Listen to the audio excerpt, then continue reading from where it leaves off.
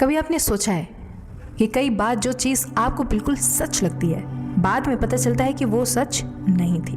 कभी कोई व्यक्ति आपको बहुत गलत लगता है, लेकिन समय बीतने पर समझ आता है कि शायद आपकी समझ उसके प्रति अधूरी थी।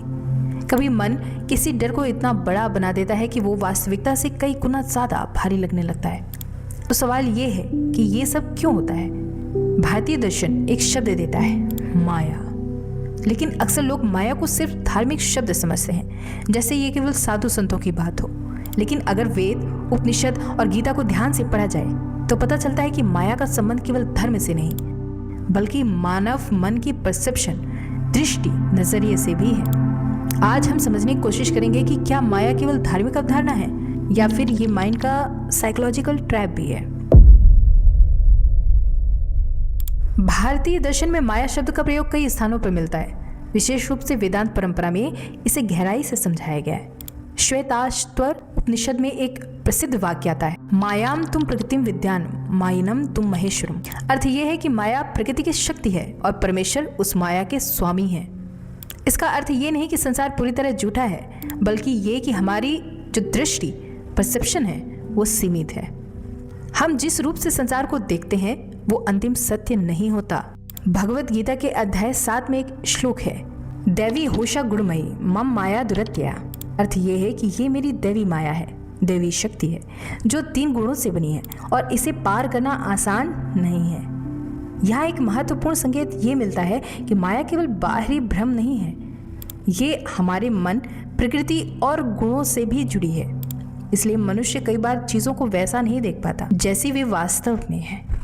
बाद में इस अवधारणा को विस्तार रूप से समझाया गया आदि शंकराचार्य द्वारा। इन्होंने एक प्रसिद्ध उदाहरण दिया कि अंधेरे में एक व्यक्ति रास्ते में पड़ी रस्सी को सांप समझ लेता है। सांप वास्तव में वहां था नहीं, लेकिन उसका डर बिल्कुल वास्तविक था। कभी कभी हमारा मन अज्ञान के कारण गलत दृष्टि, परसेप्शन बना लेता है।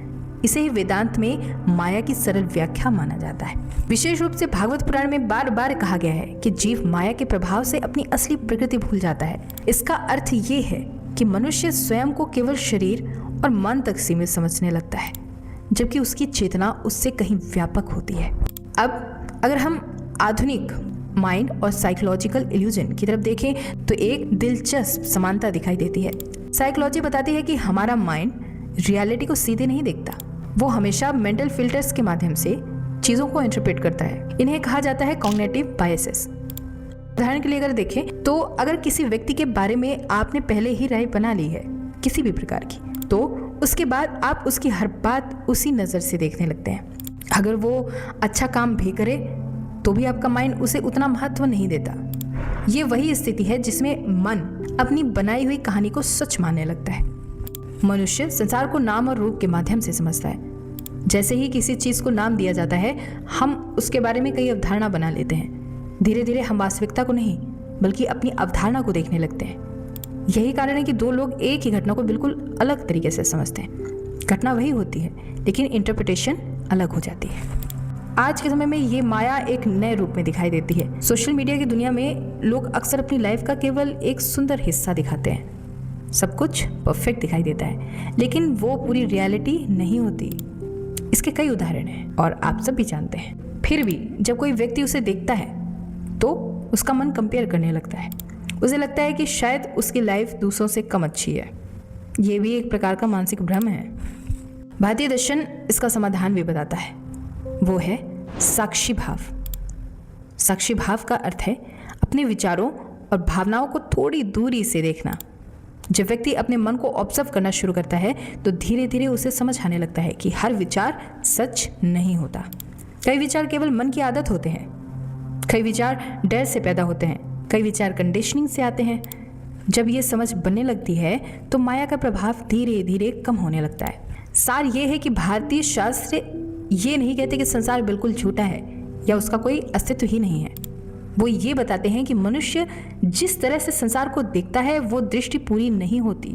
हमारी इंद्रियां सीमित हैं, मन अपनी धारणाएं जोड़ लेता है और अनुभवों की परतें हमारी समझ को प्रभावित करती रहती हैं। इसलिए कई दार्शनिक परंपराएं ये कहती हैं कि संसार वैसा नहीं दिखता जैसा वो वास्तव में है। हम उसे अपने मन के फिल्टर्स के माध्यम से देखते हैं। आधुनिक मनोविज्ञान भी लगभग यही बात अलग भाषा में कहता है। वो बताता है कि हमारा माइंड कई मेंटल फिल्टर्स और बायसेस के माध्यम से चीज़ों को इंटरप्रेट करता है। इस दृष्टि से देखें तो माया का अर्थ ये नहीं कि सब कुछ झूठ है, बल्कि ये है कि जो दिखाई दे रहा है उसके पीछे और भी गहराई हो सकती है। आध्यात्मिक साधना का उद्देश्य भी यही बताया गया है, धीरे धीरे उन परतों को समझना जो हमारी समझ को सीमित करती हैं, ताकि हम जीवन और वास्तविकता को थोड़ी अधिक स्पष्टता से देख सकें।